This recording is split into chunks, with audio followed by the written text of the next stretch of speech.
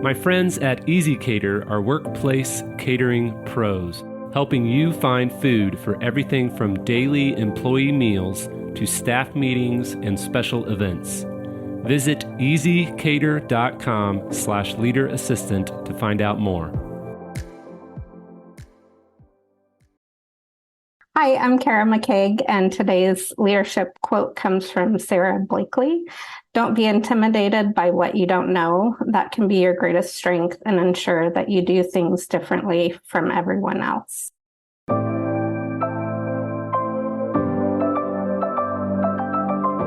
The Leader Assistant podcast exists to encourage and challenge assistants to become confident, game-changing leader assistants.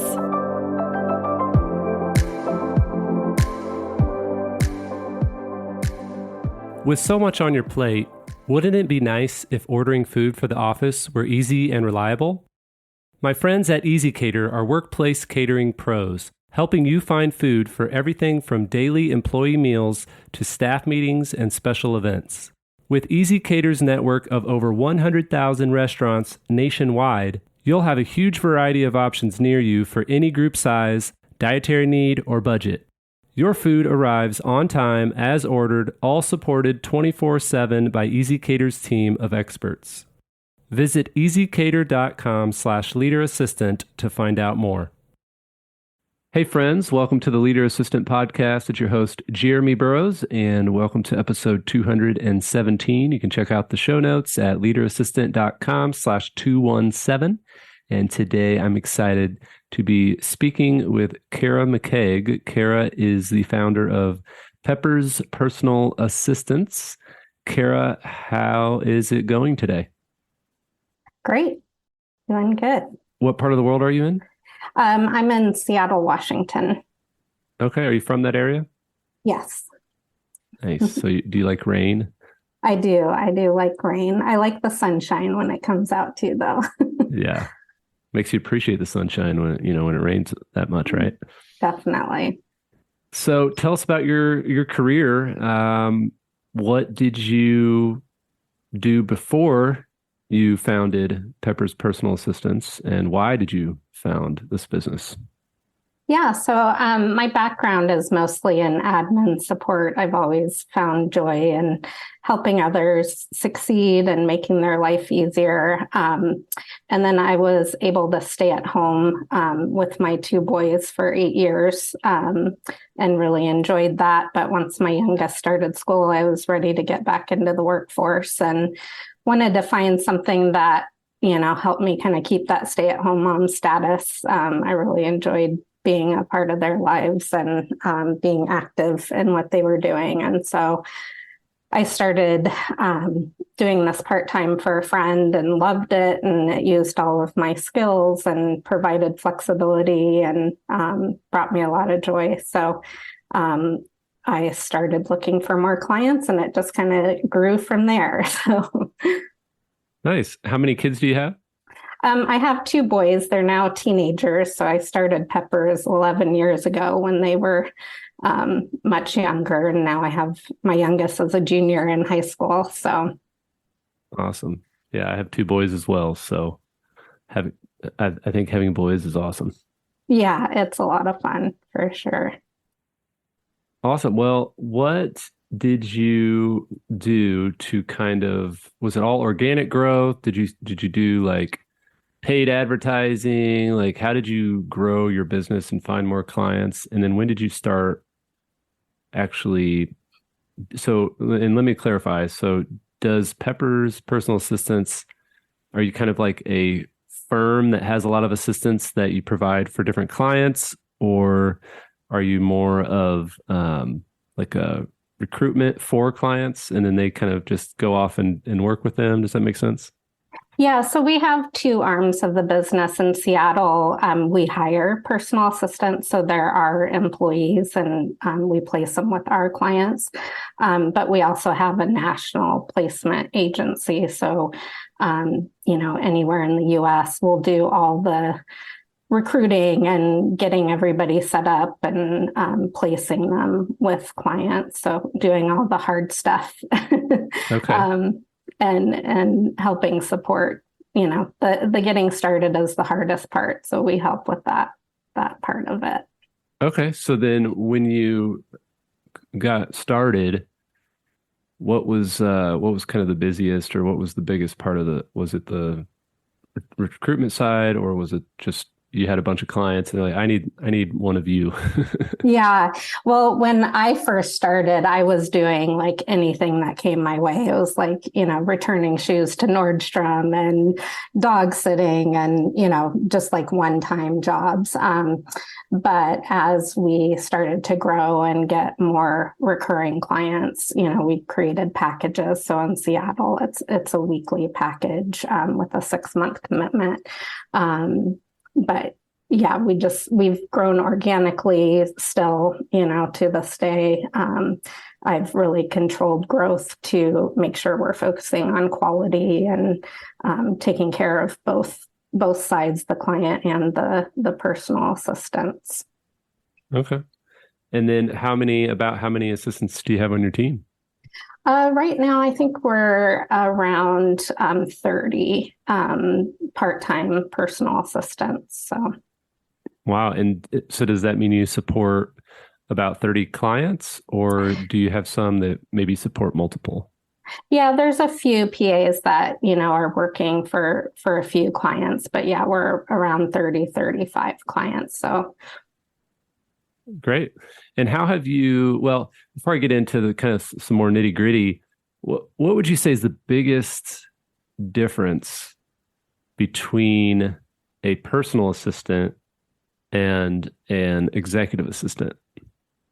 Yeah, so I find it interesting because when I started the company 11 years ago, there wasn't really a term that I felt like my business fit in. Now I'd probably, name it like household assistants or household managers. But at the time, in my mind, it was, executive assistant is somebody that's supporting somebody in the office, and the personal assistant is supporting somebody more in their personal life. I know in an office setting, there are personal assistants, and so it's a little bit of a gray area. But, we're like, if you can get an executive assistant in the office and a personal assistant at home that work together to make your life easier, like, to me, that's a dream, Yeah. For these busy executives, that they can focus on, the things that they enjoy doing and kind of their zone of genius, and have everything taken care of at both places. So, Yeah. What have you had a lot of, or what's maybe the percentage of your team members who have been executive assistants in the office and then kind of converted over to the personal assistant not world? too many. We find that people either really enjoy office work or really enjoy, household management. There's not a whole lot of crossover there, either direction. I found, they're much different jobs. So. Yeah. The goal is the same, to support the person, but the actual tasks, are much different. So, Yeah.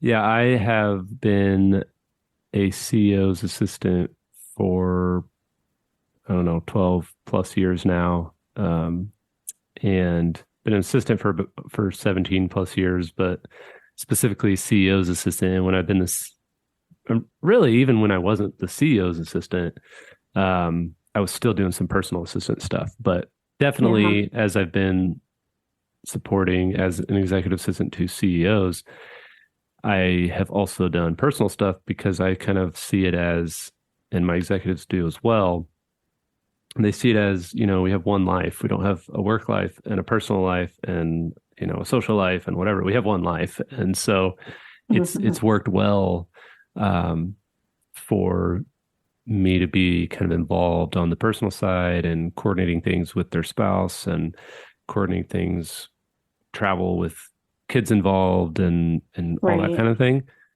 But what's been interesting and what's been nice at my current role is I brought in a household manager / personal assistant to really support my executive's spouse. And so it's it's been fun to have someone on site, and especially since I moved 4 hours away during COVID and work remote now.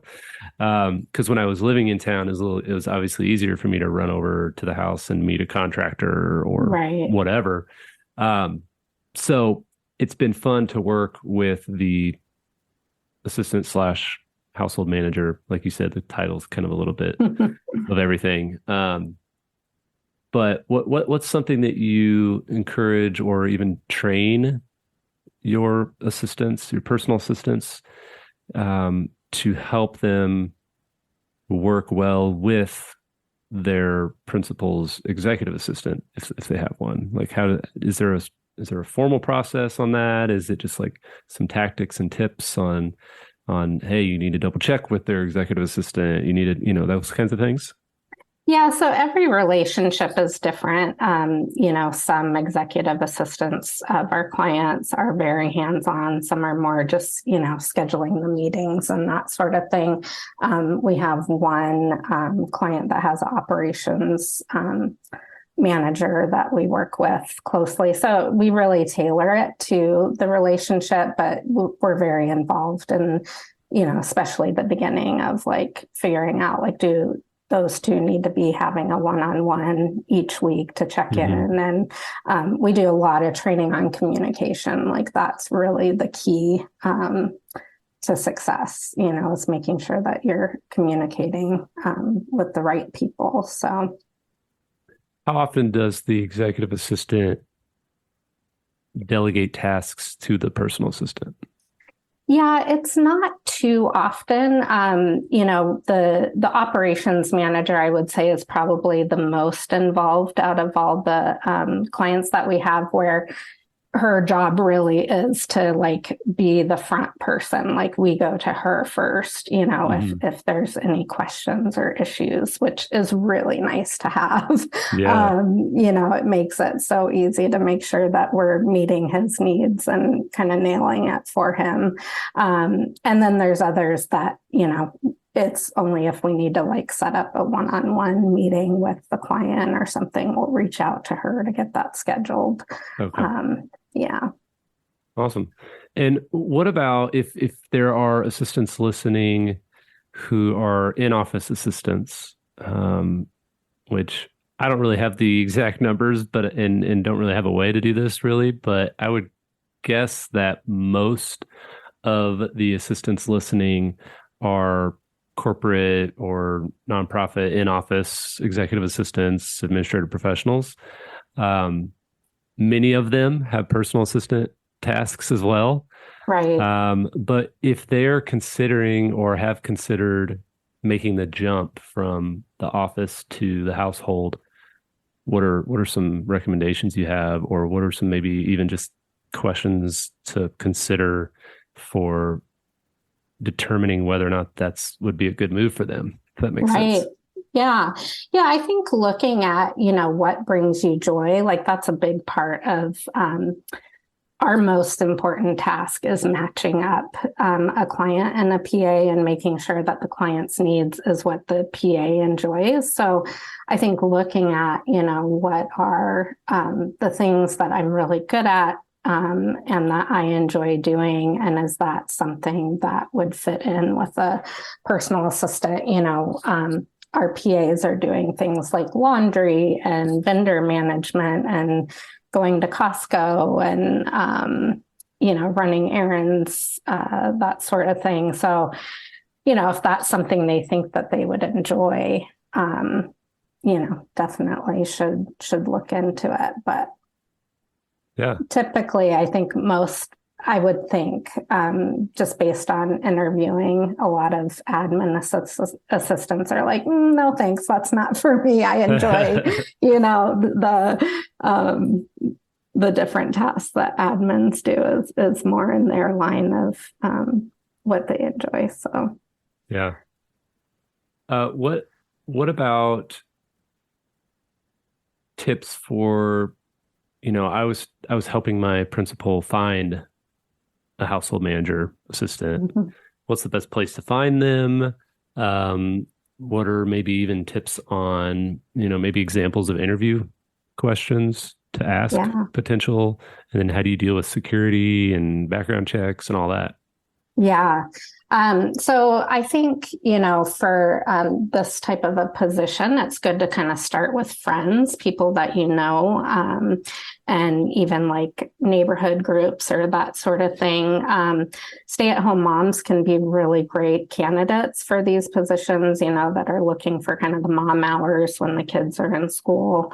And, the type of questions that we ask, we go through a very lengthy process. There's, 2 to 3 interviews where we're really diving deep with people. And I think one of the great questions is just to ask them, why did they apply? What appeals to them? And you'll get a lot of information. We look for people that are like, I just love helping people. It brings me joy, to make their life easier, those kind of things, and making sure it's a values fit.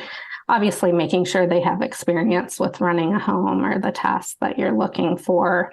And then the other thing, I guess, kind of backing up is, really having a list of what it is that your executive is looking for, and kind of prioritizing like what are the must-haves, the type of tasks, and what are the kind of nice-to-haves. Like, do you need somebody that can meal prep, or are you mostly just focused on kind of the day-to-day tasks and that sort of thing. And then asking the applicant, what do you think is going to be a slam dunk for you? What do you think you might have some challenges with, or are there any concerns with any of these? And, to make sure that it's a good long-term fit, you really want to be clear with what the job is and what the expectations are. And so that, something Peppers does is we do a really deep interview with the client and with the employee and make sure that it's a great match. Okay. Awesome. And could you talk about boundaries and maybe job descriptions even? Because I know a lot of times it's super blurry. There was even an article recently that just was going around social media and viral about this job description that was like, you got to be the gardener and you got to be the this and you got to be like 6 jobs. It literally said 6 jobs in one or something like that. Yeah. And then it was like the salary is $60,000 and everybody's like, no. So how do you, and this is applicable to assistants in the office as well. But how do you set clear expectations and set boundaries on, hey, listen, I'm not the gardener, I'm not the, whatever the job is. It's like, I will help facilitate maybe, but I'm not actually the person to do that. Yeah, exactly. At Peppers, like the Seattle based with our employees, we have very strict like boundaries with that just because we're managing it. So we focus on what we're really good at training people on and managing and everything. And so, we don't do childcare. We don't drive people for insurance purposes. We don't do executive admin work, mailing things or that sort of thing, kind of light admin work we'll do. But it's very clearly defined, the household management tasks that we do. With the placement agency, we can be a little more flexible because we aren't going to be managing that person, but we still discourage people from blending roles of like, you don't want to have the nanny focused on household tasks. They should be focused on the kids, like, again, a little bit of like cooking dinner or maybe doing a load of laundry or that sort of thing. But, or, the executive admin, it's better to have those roles separate, so the person, you can make sure you find the person that's the perfect fit, because that unicorn can be really tough, to find that person that fits all of the things. So it kind of goes back to what I was saying of like prioritizing, like what is your biggest need and hiring for that. Yeah. Do you have any painful stories or examples of clients or assistants that you assigned to clients and it just did not work? Oh, yeah, for sure. It And happens why? And why occasionally. didn't it work? Yeah. Yeah, one of the biggest things is, and that we've learned with experience making the mistake, is that communication in the first 30 to 90 days is the most important. And so we've actually made it mandatory for our clients to set aside at least 15 minutes a week to meet with their PA, because we've found that can make a huge difference in the long-term success, because oftentimes it's clients not giving feedback, in a timely fashion. And so, we'll have our 30-day check-in with a client and they just start spewing all these things that are going wrong that we had no idea, and so we do a lot more check-ins than we used to, just to make sure things are going okay. And then also coaching clients on how to give feedback, both make sure you're giving positive feedback and constructive feedback of how the PA can improve. But oftentimes it really is just communication. We've never had somebody like a client or an employee that was just a horrible person or anything like that. Nothing, disastrous in that way, thank goodness. But we do a lot of vetting beforehand, so that helps for sure. So, yeah, you mentioned meeting at least once a week. Is that pretty standard? Or what other types of check-ins and how frequently do these assistants meet? Is it typically just a once a week thing or? Yeah. So, if, one of the admin assistants is hiring for their executive, we recommend, with that kind of a relationship is the first month, probably meeting for 30 to 60 minutes a week is good, because you're just really building that relationship. And, it can take time to learn. I always say, I would be a billionaire if I had the magic wand that could read people's minds and meet their needs without any work on their part. But the beginning, it is work. You have to put time and energy into the relationship. And the more time you put into it, the quicker you get to that place where your, PA will know what you need before you do. That's our goal. Eventually, is to get there. So those check-ins are just so valuable, because it's time to give feedback both directions, and make sure nobody's blocked on anything or unsure, Great. And what about, practically speaking, do clients, principals, households, do they typically, what's more common for hiring personal assistants and working with personal assistants? Do they provide things like health insurance or phone stipends or anything like that? Or with your case, is that something that you provide for them and then the client just pays you? I'm just curious because I've had that question come up a couple times. It's hey, the household manager, are they expected to provide insurance for them, or is it just more of a part-time contracted role? So I'm just curious to hear your experience on that. Yeah, it really varies. For Peppers, our employees, we offer a healthcare stipend for full-time employees. Everybody gets a technology stipend. We do a 401k with matching. Washington State has sick time as required. And then we have PTO even for part-time employees. So I feel whatever you can afford, the benefits are an important piece of it, but it really, our employees aren't with us because of the pay or benefits. There's a lot more that we focus on with culture, and those are the things that they value. But, with people looking to hire, it's definitely not a requirement, to have insurance and that sort of thing. But, recommend doing what you can to make them feel valued, even if it's not pay or benefits. So, yeah. So you've been doing this business for what, 11, 12 years or so, is that right? 11 years, yeah. 11 years. What's the longest that one of your team members has been with a client? I think probably about 5 years. You know, we have a good retention rate for sure. Like clients Hmm. tend to stay with us for a long time because they're looking for long term. You know, we have an employee that's been with us for 7 years, a lot of employees that have been with us for 5 years.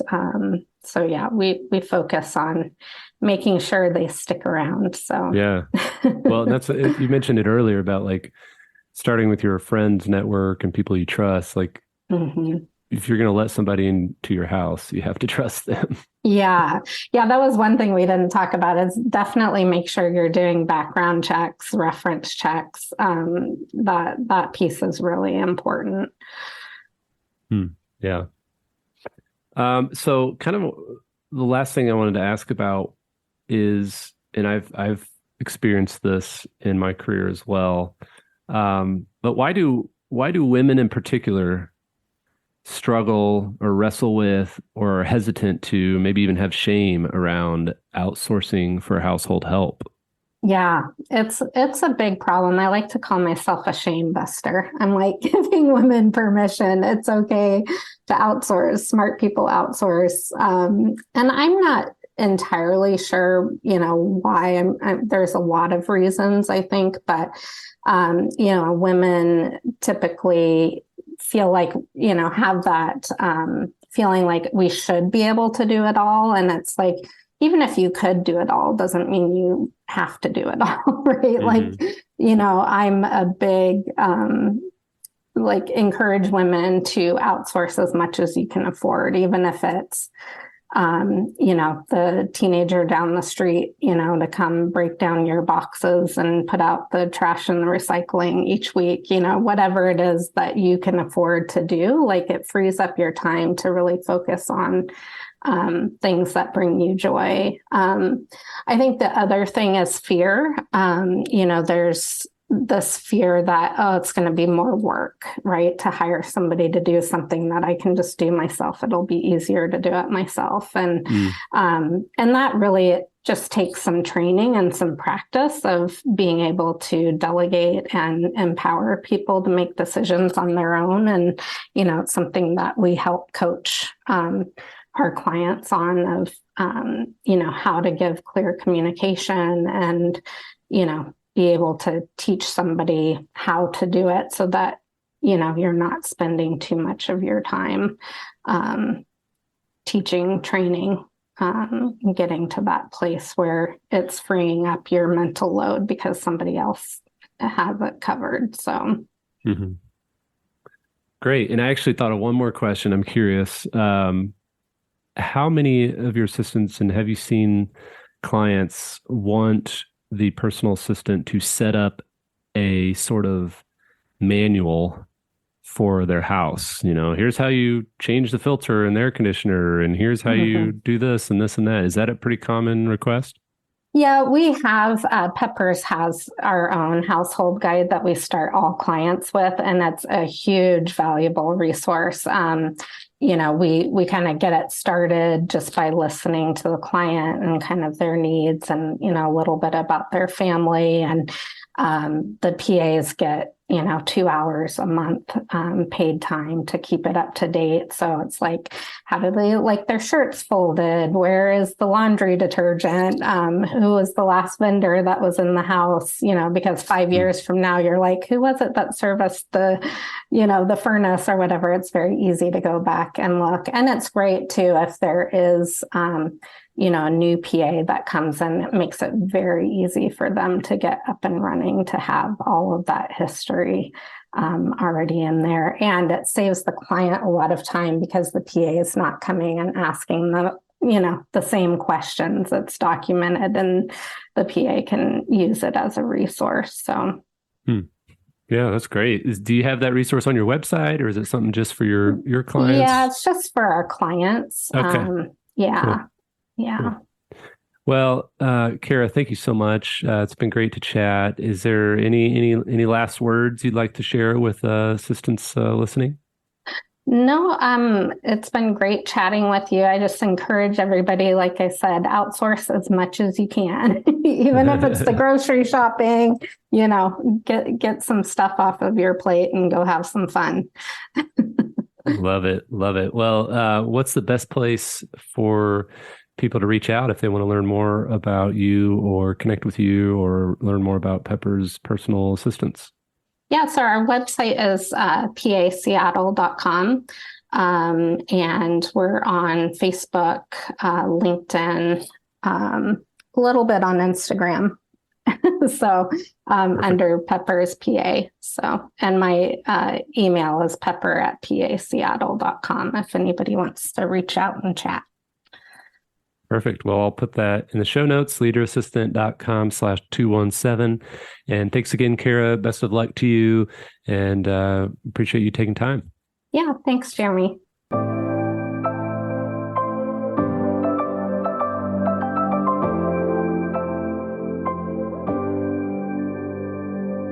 Please review on Apple Podcasts.